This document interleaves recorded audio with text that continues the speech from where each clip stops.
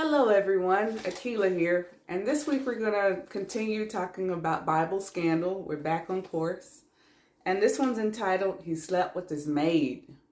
Now this is the story of Sarai, Abram, and Hagar, and it all starts in Genesis chapter 16, verses 1 through 6. So we'll read that. I want to just give you a summary, and remember, Sarai was this beautiful woman that we talked about 2 weeks ago, and her husband was Abram, who became Abraham. Sarai became Sarah later on after God renamed them. Hagar was the maid. So Sarai gave Hagar to her husband as a to wife so that they could have a child together, because Sarai didn't have any children. So she thought, okay, I'll get children from my maid. No big deal, you know. And then whatever child they have will be mine and my husband. It didn't work out that way. So let's read and find out what happened. Chapter 16, verse 1. Now Sarai, Abraham's wife, bare him no children, and she had a handmaid, an Egyptian, whose name was Hagar. And Sarai said unto Abraham, Behold now, the Lord hath restrained me from bearing.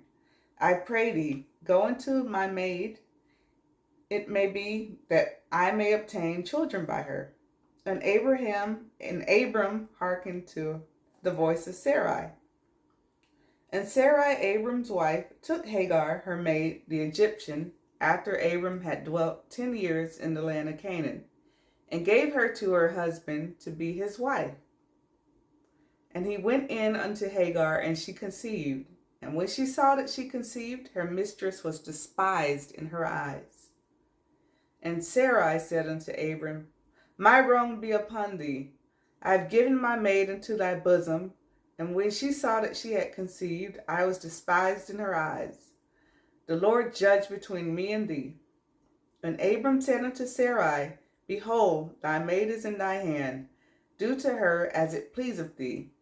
And Sarai dealt harshly with her, and she fled from her face. So this is pretty interesting.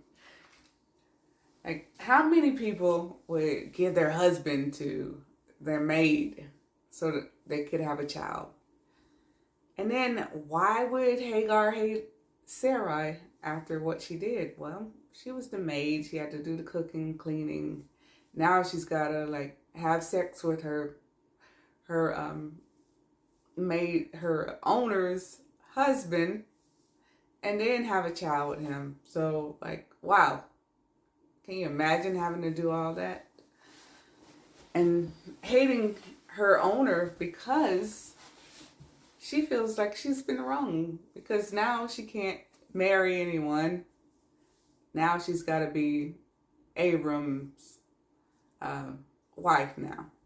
So she had no choice in the matter, so it makes sense why she hated Sarai, because Sarai had this bright idea, I'm going to give my husband to the maid. I couldn't do that because I'm stingy. I'm really stingy. That's going to be my husband and my husband alone. So let's see what else. Now we're going to see that Sarai ran away. And why did she come back? If the situation's already bad, why go back? We'll find out in a second. So we'll start again with Genesis chapter 16, verse 7. And the angel of the Lord found her by the fountain of water in the wilderness, by the fountain in the way to Shur. And he said, Hagar, Sarai's maid, whence comest thou? And whither wilt thou go? And she said, I flee from the face of my mistress Sarai. And the angel of the Lord said unto her, Return to thy mistress, and submit thyself under her hands. Chapter 16, verse 15. And Hagar bare Abram a son, and Abram called his son's name, which Hagar bare, Ishmael.